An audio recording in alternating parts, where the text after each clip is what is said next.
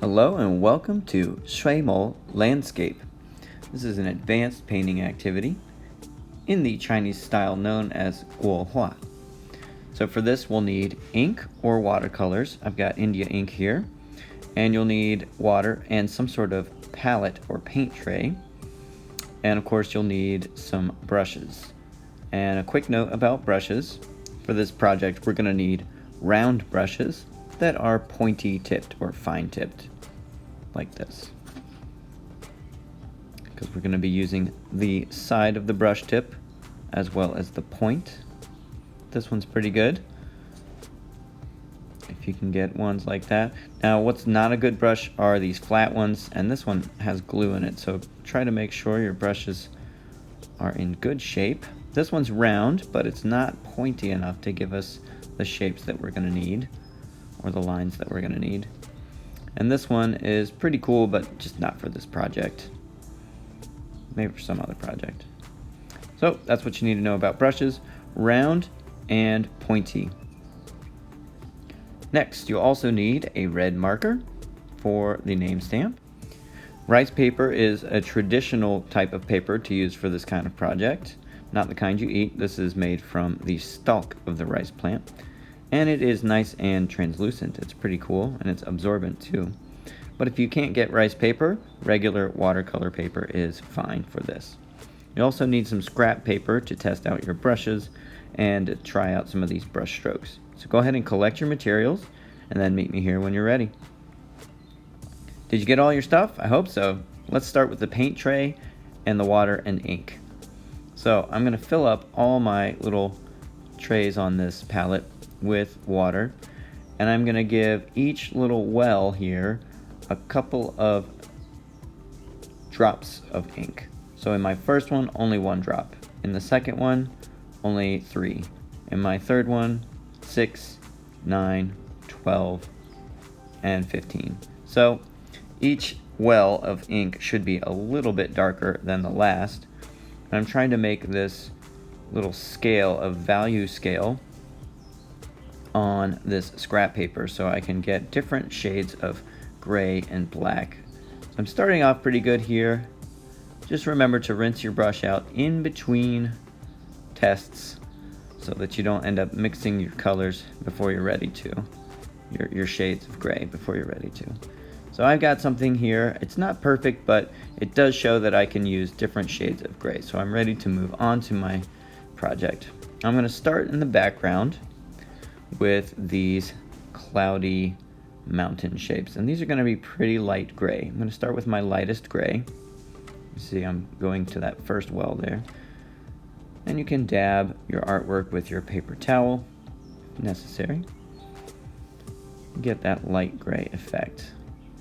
The tops of my mountains are going to be kind of nebulous. Some of my mountains are kind of squared off at the top.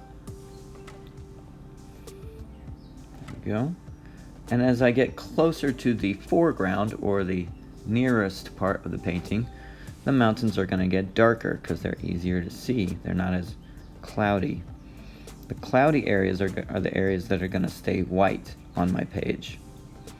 So when I'm adding darker grays, they're to those areas that will be closer or less covered by clouds.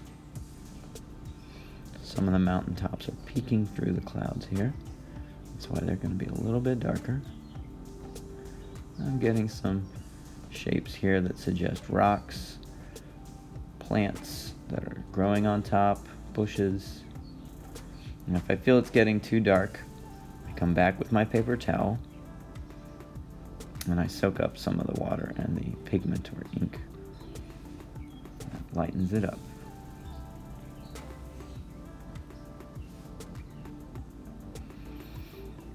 And take your time, make your mountains. Add some plants, some dots, some streaks.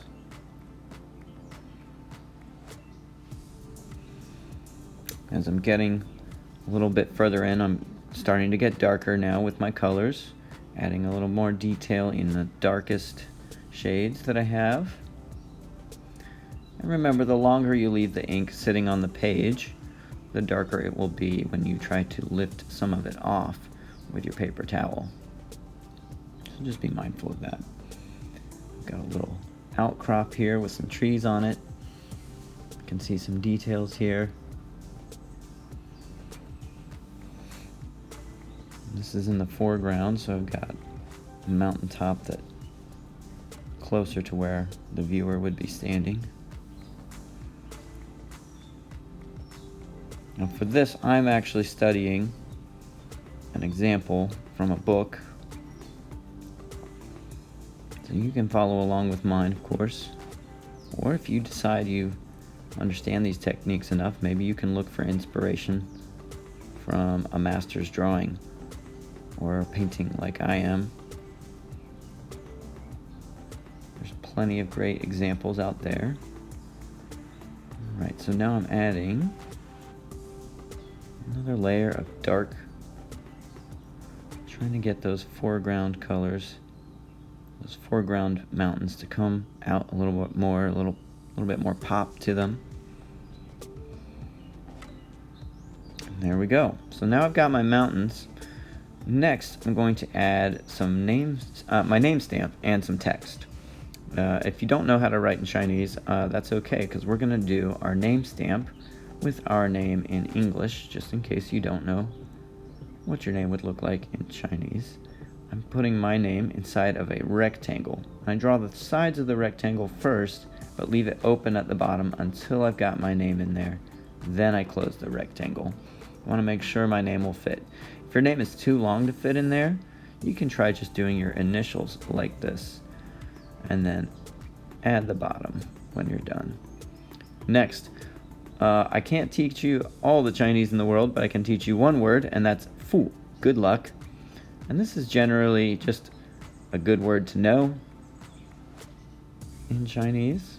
Follow these steps here, make my box, and put the bottom on last, just like the name stamp. Anything that goes inside goes in before I seal up the bottom. So there you go. You can add your name stamp up in the corner and your text. I hope you had fun. I hope you were able to make some mountains out of this. And I hope that you ended up with something that you're proud of. I can't wait to see what you make. Don't forget to like and subscribe. And I'll see you soon in the next video. Bye for now.